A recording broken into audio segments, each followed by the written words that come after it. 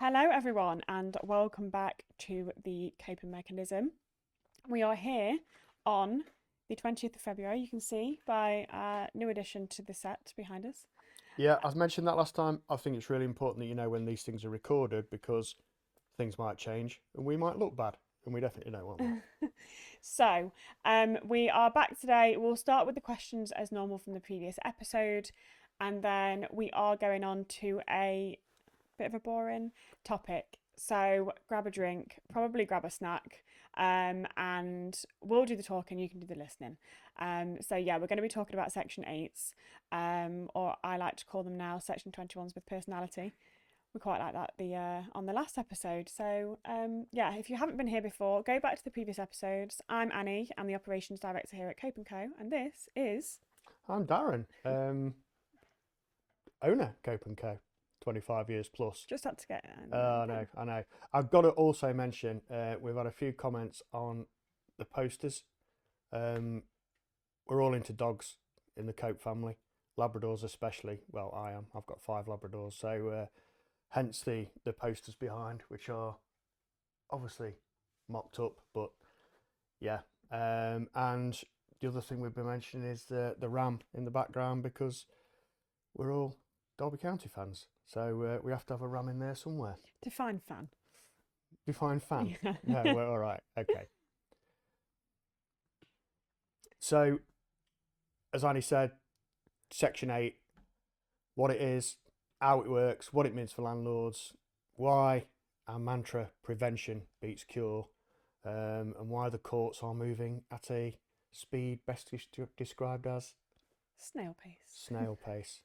So we obviously mentioned the few questions that we have on the last episode. So I'm gonna kick off with these.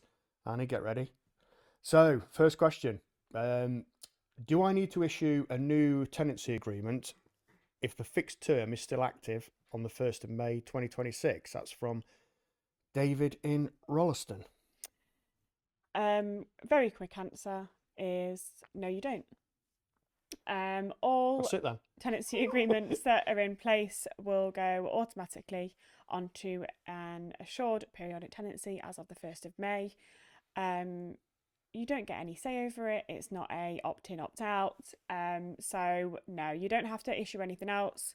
I've had a couple of questions just kind of piggybacking onto this week from landlords. If we issue one now, does it change over upon the expiration of the tenancy agreement? No, it doesn't. Everything changes over as of the 1st of May, irrespective of when it was issued. It doesn't matter. There is one legal requirement. Now the government are issuing what they're calling an information sheet. So for existing tenancies, we're going to have to issue an information sheet to tenants before the 31st of May. And that's just for existing tenancies. Now it's not even been published yet. It's going to be published, we think, March time. Yeah. So, as usual with the Renters' Rights Act, if that isn't provided to tenants by the 31st of May, and the tenant realises that they haven't got a copy, fines are possible. So that's the only thing. From then on, the information within the information sheet will more than likely be included in the new tenancy agreements moving forward. So it is just a one-off for tenancies that are in place on the 1st of May. It's basically a direct replacement of the how to rent document. Obviously, without the information being out, we're not sure how similar they are, but yeah, it's just another minor change. Perfect. Next one. Yeah, who have we got next? We've got Robert in Littleover. He asks, can I still agree a longer commitment with a tenant if we both want stability? No. The law is the law, and you've never been able to do that. So no. I think what he's saying is fixed terms are gone, but if you both agree, can you No. agree a long term? Concept of mutual agreement still remains the same for a termination of tenancy. That's fine. That's unaffected by the Renters' Rights Act. You can agree to mutually terminate, but no, you can't both agree to go above the law. That isn't a possibility, sadly. Okay, last one. This is an interesting one. Will lenders, mortgage lenders, treat periodic tenancies differently? I suppose that's obviously no fixed term security, but will they treat it differently being as there's no fixed terms? I don't. I think there'll probably be a bit of a change of approach. I don't think hugely. It's definitely not a concern. Obviously, a number of landlords opt for periodic tenancies anyway. There will be situations where lenders have renewed deals without a fixed term, so it's not a completely new system that they're working towards.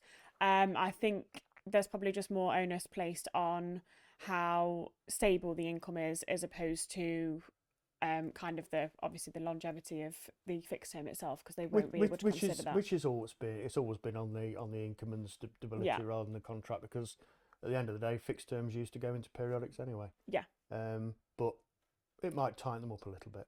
Yeah, just a slight difference, but I don't think they'll take a major new approach now. No. Okay, let's get on to the major topic of the day, which it seems like we've been talking ages already. But anyway, Section 8 on the way, and it is the way and the only way that landlords can start the legal process to regain possession because of a reason. In other words, tenants breach the tenancy or a specific legal ground applies. Now, the key phrase here is because of a reason. Obviously, we go back to the no fault evictions for Section 21 or no reason. So it's not because you feel like it, not because your aunt's coming to stay. You need a valid reason. So, quick summary of the process. It's your department. Very quick summary of the process. You have to use the prescribed form as per the government website, as you do with Section 21. For example, at the moment, that's Form 3. State the ground, the reason for possession. It's either mandatory or discretionary. Obviously, if you can state a mandatory ground, you're better off to do so because it's mandatory. And yeah, give the correct notice period. Obviously, it's got to be completely valid, so I'm going over it very simply right now, but it starts from the outset of the tenancy, to be honest. But yes, in terms of the process itself, the actual notice might look simple. The process before and after it are not, unfortunately. So, I suppose effectively issuing the Section 8 it's just the start of the legal journey. It's definitely not the end. Yeah, definitely. I think the other thing to note is that, so obviously that's when, if the tenant weren't to leave after that notice and it was a valid notice, you would then go for, accelerated repossession. And that is also all covered under the rent guarantee policy, up to obviously a limit of legal cover. So if you are a landlord listening to this now and you have got the rent guarantee, never done a Section 8 before, it is already covered, so you don't need to panic. Probably a quick explanation of what grounds are. They're effectively reasons. Now, the Section 8 grounds, when the Renters' Right Act comes into play, there's actually 37 of them under the Renters' Rights Act. Now, they fall into sort of two pots, if you like, mandatory and discretionary. You mentioned mandatory. Mandatory effectively means if you can prove it beyond doubt, then the court must grant possession. Discretionary means that even if it's proven, the judge will sort of ask themselves, will have discretion. The judge will sort of think, is this reasonable? Which, it's a bit legal speak for, go on then, convince me you've got a case. So yeah, it's there's a lot of things to look at. I think quite a pertinent point on that, though, is there has been some scaremongering in terms of the media, as always, in terms of, you can no longer get your property back and possession is going to be 10 times more difficult. The number of grounds now is not 37. I'm not going to confirm how many there are because I don't know off the top of my head, but they are increasing those grounds. So that is another positive to come out of it. I always like to look at things optimistically rather than pessimistically.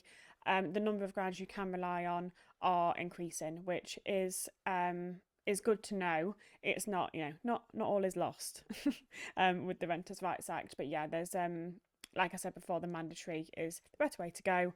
There's less discretion in the courtroom, simply put. So we're we're definitely not going to go into the grounds now. No. You know, the podcast will be longer than War and Peace, so that's not going to happen. But we'll go through the most important ones in a few episodes time: rent arrears, selling, moving back in, because obviously they're the most common ones, and they're the ones that will be relied on by most of you watching. There are other ones, possession to be for religious reasons. that's mandatory ground 5. Yes, I'm sure, Darren, you've looked into that. Of course you have. But some of them require more legal advice than others, which, that is just how it is. Section 8s ordinarily carry a higher charge because they are a lot more in depth for the reasons that you have to give a reason. So obviously there's a lot more information there, but we'll go through obviously the most relevant ones. Hopefully you never have to rely on one anyway, but yeah, some of them are easier than others, so just bear that in mind as well. Which brings me on to the sort of the rest of the episode. Really, it's about planning. I'll mention it again, I'll mention it in future episodes, and I'll keep mentioning it. Prevention is better than cure. So it's like a don't end up in court checklist. You're like that teacher that you remember in school when they have a saying and then you never forget it for the rest of your life. Well, people are going to go to sleep thinking prevention is better than good. Good, because it's really important, because it's a damn sight easier to stop it happening. I had a teacher in school and her saying was, failing to prepare is preparing to fail. Yeah, that's true. It's you know what, Mrs. Bailey, you were right all this time. It's the same thing, isn't it? So think of it like if Section 8 is your fire extinguisher, prevention is your smoke alarm. Being as we're in the lettings industry, let's talk about smoke alarms. You definitely want a sort of avoid court approach to sort of tenancy management. So how do we prevent? What can we do to prevent even getting to that position? It's, I suppose, putting yourself in the best position. I mentioned a second ago about it, a Section 8, it isn't just at the point of the notice being served, it's everything you do from the outset of the tenancy. So tenant referencing is so important. If you use an agent at the moment, definitely if you're using us, our referencing is very extensive. Fraud cases during COVID increased by 85%. But it's not just for that, it's just checking off all the details. It is a bit of a tick box exercise, as is the industry, and it has been for a number of years. Somebody reminded me, sort of compared it to airport security. Yeah. So it's a complete pain, but when you've got through and you sit in your seat, you just feel loads better, don't you? Yeah, definitely. So yeah, definitely your detailed tenants references, setting expectations early on, the rent date, everything like that. It's all within a tenancy agreement anyway. And it's really just setting yourself those standards from the outset for both parties. And also, again, I'll sound like a broken record now, protect your income, rent guarantee. It's an absolute no-brainer. I know you legally have to have car insurance, but even if you didn't, would you go out and drive your car without insurance? Probably not. So it is an insurance policy. You may never need to rely on it, and I hope that you don't. But one day, if you do, you'll be glad that you've got it. So that's probably, it's putting yourself in the best position. You can never 100% foresee what's going to happen. But if you've done the best you can, then at least you can look back and know that. The other important thing, and we've had it in the past, act at the first sign of a wobble, because don't procrastinate. If you think there's something wrong, if a payment's even a couple of days late, get on the phone, find out if everything's okay. Find out, even the government, they're actually encouraging people, landlord, tenants, hence a relationship, to resolve disputes before serving notice even becomes a thing, because it just solves a hell of a lot of problems moving forward. I think sometimes it's very easy, especially when there's more legislation coming in. And, I've been saying to a few of our clients recently, you've got to start looking at this like a business, because that's the liability that you carry in. And I think it's very easy to actually forget that we're all here for the same reason. A tenant wants a property to live in, a landlord wants a tenant, and actually we are actually all human working towards the same thing. So, disputes can ordinarily be resolved, and this is why we place so much focus on that landlord-tenant relationship, because as soon as you lose that, it then becomes much more difficult to resolve any minor things, and everything that's minor then becomes major, and then you get to this stage. So it's absolute paramount importance that being open, expectations, standard setting, open discussion. It just makes life a lot easier for everyone. Think of the court process as well. It's obviously very evidence based. Landlords need to get, and I suppose it's specifically self-managing landlords, because we do it as part of our every day of the week. It's get everything in writing. It's texts, emails, records of calls. If it's not written down, it didn't happen. That's the way the court will look at it, and we're going to talk about that a little bit more in a second. But talking about the courts and the elephant in the room, or rather the elephant in the courtroom, court delays. Now, I read a couple of days ago, official, I'm not making this up, official Ministry of Justice stats showed that the median time from landlord claim to repossession is now 27.4 weeks, which, if you work out quickly, is just over 6 months. That's quite good. That's up from 24 weeks a year early. The big thing there is the Renters' Rights Act hasn't even kicked in yet. That's before the panic service of Section 21s. So yeah, there's definitely, I mean, we mentioned it before, there's definitely going to be a backlog of the courts. So the ideal is that you don't get to this stage. Anyway, there's a shortage as well of county court bailiffs across both England and Wales. You know, there's numerous issues. So yeah, when it's the approach of, oh, let's just do a Section 8, it isn't as simple as just doing a Section 8. Like we've said a couple of moments ago, the notice is the easiest part. The rest of it that comes thereafter is not. Order! The court will now hear the case of landlord versus missing rent. Can you be the lawyer? I'll be the lawyer.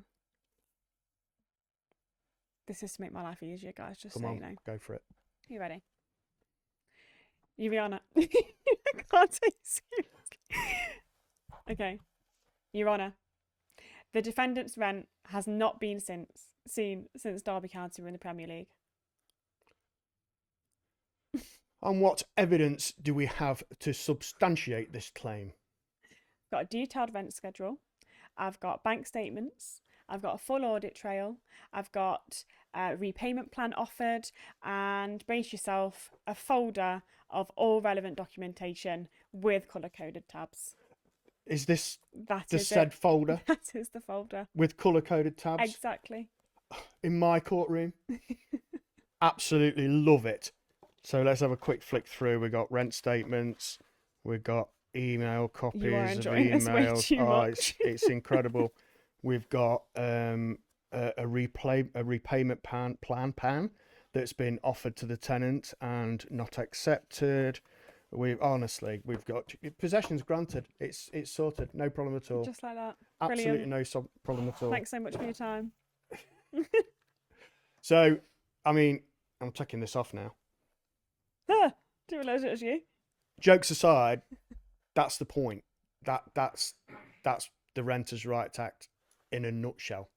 If you need the court to act, if you want the court to act, if you want the decision to go in your favour, you need to present a clean, credible, evidence-based case. If you turn up at court with a few post-it notes and a pocket full of hope, They're not going to take it seriously. You're going to be adjourned. You're going to lose. You're going to be thrown out. Worse off, basically. I think we spoke about this a lot internally, and the general concerns about the Renters' Rights Act are quite interesting to me.